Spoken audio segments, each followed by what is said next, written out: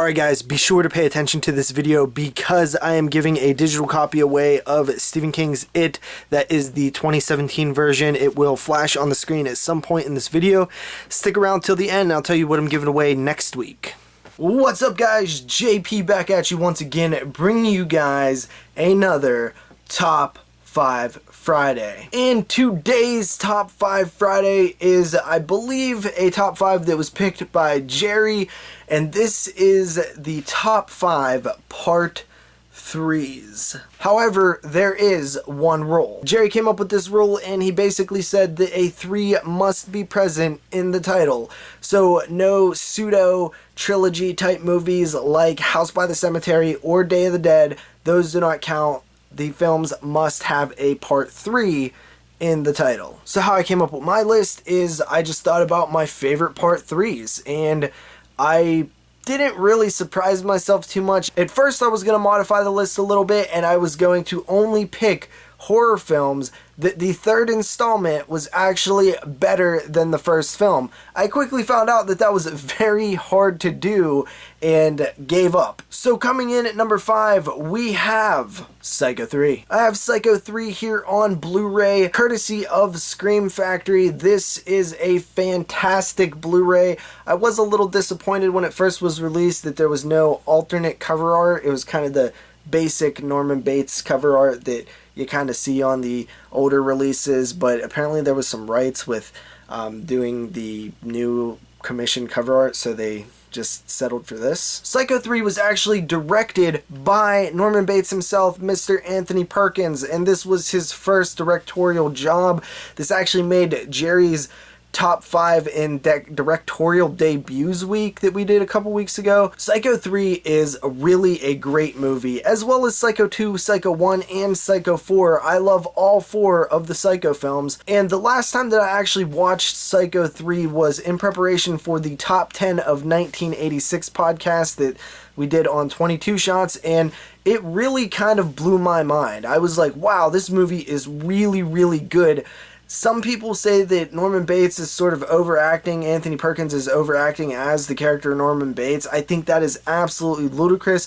I think that there are so many layers to his performance. It's like he has so many emotions in rapid succession that it just comes off crazy. It's a great thriller, has tons of suspense. Psycho 3 is an often underappreciated sequel, and it is number 5 in my top 5 favorite Part 3's. Coming in at number 4, we have Halloween 3 Season of the Witch.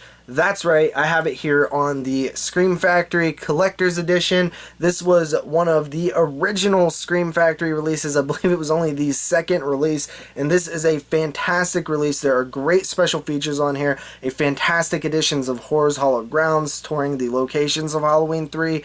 The commentary is good with Tommy Lee Wallace. Just a fantastic release with great special features. I highly recommend picking up this exact version. Halloween 3 is often a misunderstood sequel. I do think that it has a quality of badness to it. I think that the script is kind of ridiculous. It doesn't make a whole lot of sense. There's a lot of plot holes in it, and it's honestly a little spotty with its direction.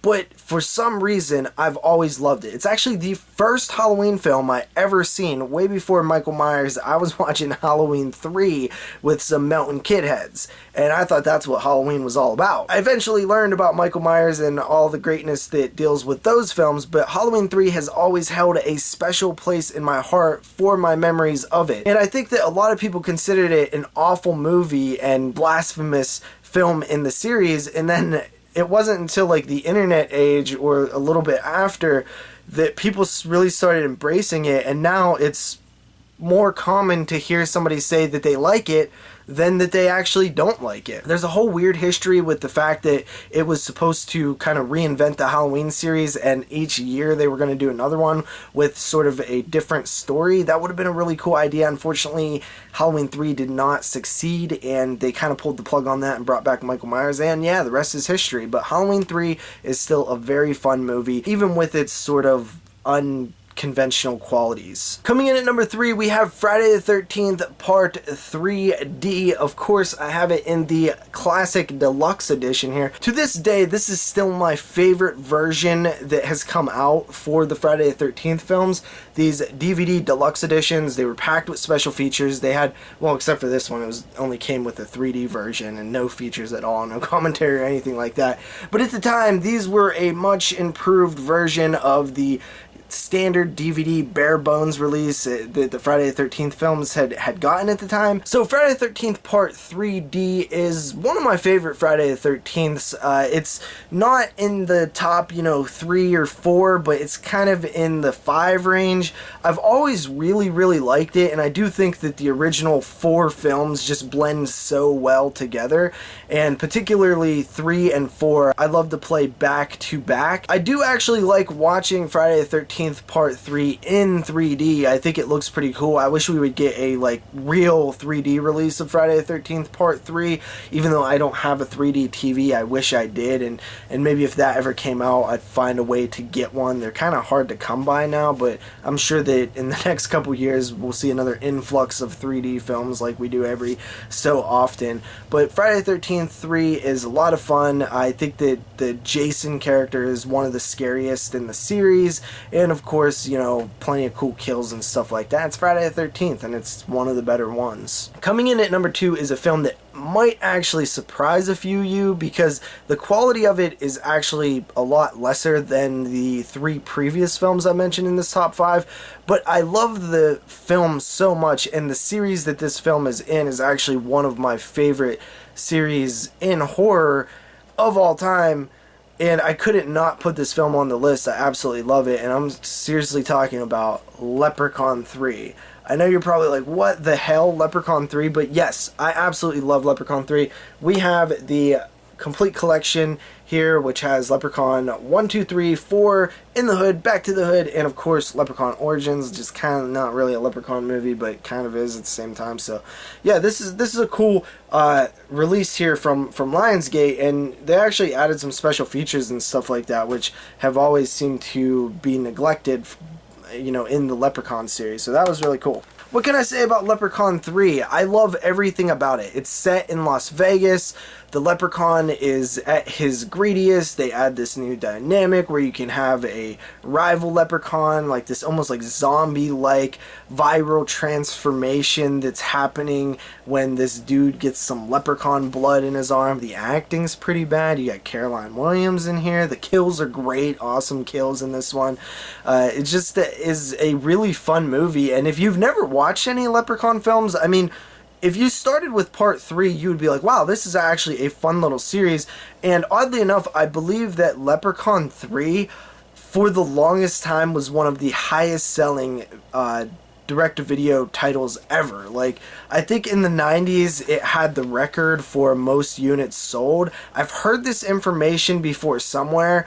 I don't know where, and I don't know how to fact check it, but I have definitely heard that before, and that is just insane if that's true, which doesn't surprise me. I mean, it was probably a very popular renting title. I rented it all the time. Leprechaun 3 is such a blast. I love it so much. I love it. I want to watch it now. And of course, coming in at number 1 should be no surprise to anybody. This is one of my favorite horror films of all time. In fact, it's in my top 5 of all time, and I am talking about Nightmare on Elm Street Part 3 Dream Warriors. I have it in the classic snapper case here, which came in the box set. I absolutely love this release. I've had this box set forever. I never even opened the Blu-ray set, like the thin one that came out that's kind of a little weak, and I haven't done that because I simply love the original snapper case box set. It's one of my favorite horror possessions. Elm Street 3 was written by Wes Craven, but I just truly suspect that he had a huge part in directing it, because to me it feels so similar to the first film, just amped up. I think that Elm Street 3 is the best in the series. I think that it is a film that surpasses the original in fun factor. It had Freddy in sort of roots to his comedic tonal thing that was going on, but it was still grounded in the scary Freddy that we know and love. It was like a perfect mixture. It didn't push the envelope too far with the comedy, but it had these hard one-liners in there that were very mean-spirited. You know, welcome to primetime, bitch. Like, that was scary when I was a kid. The marionette scene, it has this great concept of the Dream Warriors, these people all dreaming together. It was breaking new ground for the Elm Street series. And it actually has a good ending, unlike most of the Elm Street films. Like, most of the Elm Street films have bad endings, but this one probably has the best ending. It also brought back Heather Langenkamp's character of Nancy, which is awesome. And speaking of characters, it has the best characters in the series. Kincaid, Joey, you know, all the... Tina, you know, the list goes on. I like all of these characters. And it was a very interesting... concept for a Nightmare on Elm Street film. So that is my number one, and I'll see you guys next week with another top 5. But before we get out of here, I want to announce what I'm giving away next week in terms of digital copies. So I have a special edition of Planet of the Apes that has a behind the scenes like documentary or some kind of documentary thing that is exclusive to the digital copy. I want to thank 20th Century Fox for hooking me up with a copy to give away. So this is like kind of an exclusive digital release for the original Planet of the Apes in 1968. So that's pretty cool. It'll be hidden in next week's video. So thank you guys for watching. Peace out.